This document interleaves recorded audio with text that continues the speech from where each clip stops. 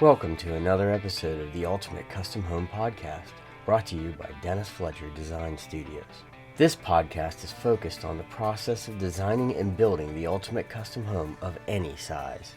So come with me on this journey to find the ultimate custom home. You may be surprised at what you find. Okay, so welcome to the podcast. Today I wanted to talk a little bit about buying land, what to look for, what to watch out for, and how to research. We'll start off today with how buying land is one of probably the most important things that you can do when you start the process of building a custom home. You're not going to be able to design a house without the information you need from the land, mostly because you might design, you can, but you might design a house that doesn't fit the piece of property you can afford, or that you fall in love with, or that's perfect for you, or perfect for your budget, or whatever. So designing the house first is usually not the preferred way of doing it. It can be done, and you can do it, but that's generally not the best way to do it. It usually creates more problems than anything. The best way to do it is to find a piece of property. At this point, you should already know what your budget is. You should already know how much you want to spend on this build, so you know how much you can spend on a piece of property. So you're looking for the location that you want, you're looking for the type of land that you want, and you're looking for it to be within a certain price range. Of course, the less you spend on land, the more you can spend on your build, but it would do you no good if you're getting ready to spend $500,000 on a new house and you find a piece of property that's $300,000. That's not going to help you out. However, if your total budget is $500,000 and you found, say, $50,000 to $100,000, that leaves you with quite a bit of money to build a house on. From that, I want to jump right into things that you could look for. You got your location. The old adage is location, location, location, and it always holds true to when you buy land. You need to consider the proximity to essential amenities. Schools, healthcare facilities, transportation options. All those things can make or break a piece of property for you, depending on what your vision is of that property. And it can also change the value of the piece of property. Look for things like zoning and land use regulations. Research your local landing ordinances in the area and what the land use regulations are, so that you can understand what you can and can't do with the land. Zoning laws may restrict certain activities or construction. I feel it's crucial to know all the rules that you need before you buy, which you can actually get a real estate agent or even a designer involved at this process if you're looking to do a custom home, because they may be able to help you research a lot of that. Another thing that you need to look for is the accessibility and the infrastructure involved. Does it have easy access to roads, utilities, other essential infrastructures, sewer, water, or is it going to be septic or well? Developing these amenities from scratch can be costly and time-consuming. However, sometimes if you're looking for a rural piece of property, that can be exactly what you want. Next, look for your topography and your soil quality. Is the topography worth building on? If it's got a 100 foot of frontage and a steep drop into a ravine, you may not be able to build on that piece of property what you want. It may not even be the ideal piece of property you want to build. It might be great to look at. It might be great to have alongside of your property, but it might not be the perfect building property. You got to make sure that the topography matches what you're thinking. If you're on the side of a mountain, make sure that you can build so that you can get the best views. Stuff like that. Soil quality, that's a big one. Are you going to have to do a lot to the soil to get it to be able to build? There have been places where I've seen people have to dig 20 feet down before they can find soil that works enough that they can put a foundation in. And that can increase your cost considerably, so try to check that out. If it's flat, or if the drainage is bad, if the drainage goes into the middle of the property, well, you may have during the rainy season, or even every time it rains, you may have a lake in the middle of your property. And if that's where you wanted to build, then you have to build it up. So those are some things that you really want to check into. Check your environmental factors. See if there's any factors that could affect the land, such as your flood zones, your wetlands, endangered species habits. My goodness, an endangered species on your property could stop you from building anything for a long, long time. So you definitely want to check the property to make sure that it's what you want, where you want, and that there's nothing on it or in it that's going to stop you from building what you want. Or if there is it a large enough piece of property that you can build around it? So sometimes those things aren't always bad, but those things can hamper your ability to build if it's a smaller piece of property. You need a survey and property boundaries. You may need to hire a land survey to confirm the property's boundaries. Make sure there's no encroachments from other owners around you. Make sure there's no boundary disputes. Sometimes you can get the original plot plan from the county or city you're looking to buy in. It should come with your real estate packet. Your real estate agent or designer should be able to help you with getting that information. And a lot of times it's a quick call to the county to find out that piece of property's boundary. And before you buy, that can be enough to at least see what the lot looks like, what your building area is, and that can be a big help. But you definitely want to get a professional in there to survey the piece of property to make sure that you know anything that's existing on it. You're buying a piece of what you think is raw property, and maybe it's 7 or 8 acres, and in the back where it's a little heavier wooded, you find that there's a building back there. You never know.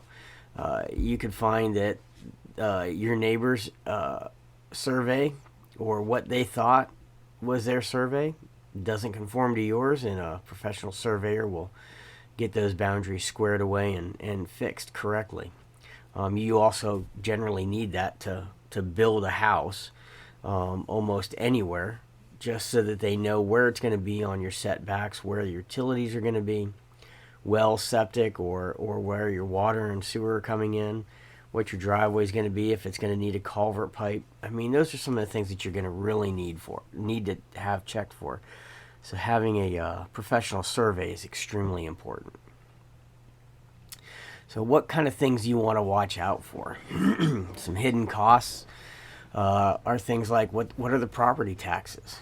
What kind of land improvement expenses? I mean, if it's fully wooded and you have to clear out an acre to build, that's a pretty big expense. Or if you have to bring in a lot of dirt to bring up an area so that you're not flooded all the time, or to get good drainage, that can be a pretty big expense. And you're going to want to know about that before you ever build. You may have things like if you have to bring in a road. If it's a dirt road and or anything like that, it may be on you to maintain that road until other people come in or what have you. So you need to know what that would be. You also want to know, if you're away from any utilities or anything, you're going to want to know what the cost is. So those are some of the things you want to check. You want to check your easements and restrictions. Make sure there's nothing on the piece of property that stops you from building. Like I said earlier, you may want to make sure you have proper easements. If the easement takes up half your property, well, it might not be a very good property to purchase. So you want to check title issues. Have a title search done. Uncover any potential issues with the property's ownership history. If there's any liens on it, unpaid property taxes, etc., these things should be able to be found quickly in a property search. Check for natural hazards. Check especially if it's a larger piece of property, you may want to walk it and check for potential natural hazards that are around it. Also check the area. Check for potential things like are there typically earthquakes in the area, wildfires, hurricanes. These things can affect the land that you purchase, and it can affect your insurance costs too, so watch for that. Check for water rights. If your land has a water resource, research water rights and usage regulations in your region. Access to water can be critical, especially for agricultural or recreational purposes. Some folks are purchasing land now for self-sufficiency and water Water rights are a big deal. You have to know that you're able to use that water. So those are some of the things that you want to watch out for when you're looking for a piece of property. And there's so many more, but these are just some of the main things. Some of the things you may want to research are market trends. Keep an eye on the local real estate market and understand the pricing trends and assess whether it's a good time to buy. It may be at the high point of purchase, and it may be a seller's market. I've heard that term so much. And that's where the sellers can get whatever they want for the price, and the buyers are usually paying a lot more than what they should. So you want to double check on that. Financing options. Make sure that you can finance it. You might have to get a mortgage, a land loan, owner financing. All these things can be a part of that process. Just explore your options, check the interest rates, what the terms are, see what it is you can do. Maybe purchasing it outright is the best thing for you, and waiting for a year, it would be better because of interest rates. Those things may very well depend on what you buy and what you get. Digging into the land's history to uncover as many past uses and environmental issues as you can. Make sure there's no legal disputes. That goes back to the last one. Do a title research. Check for future developments. Check for any planned developments or infrastructural projects in the area. That can affect your value. That can affect your quality of life. If you're buying 20 acres and the 20 acres right beside you is about to get 100 new homes, you may want to reconsider, or it may not bother you, but at least it's good to know. I want to conclude this podcast with a warning. The warning is that if you don't do the proper research, you may get stuck with a piece of property that's unbuildable because of a number of things. One, the biggest one usually is the cost to build. The cost to bring the piece of property up to what you need. You're going to want to look into if you have to do septic and well, you got to look and see how deep are the wells in the area, how deep, what kind of septic do I have to put in this area. There's all kinds of little things that you want to double check, and I really, really want you to be aware that you can pay a small amount for a piece of property and have to spend a lot of money in just getting it ready to build if you don't do your research. That may not be a problem for some people. Some people may want a large piece of property, and if I can only build in this one little area, I'm okay with that, and that's fine. But if you want to put more money into the build and into the house of your dreams, then finding a piece of property with the least amount of money poured into it to get it ready to build is what you're looking for. Thank you for taking the time to listen. I hope this podcast has helped you. Subscribe and share this podcast all over. Click the 5-star review before you leave and add us to your favorites. That way you know when we add a new episode. Make sure to leave a comment for discussion and let us know if there's any areas you hope we'll discuss in the future.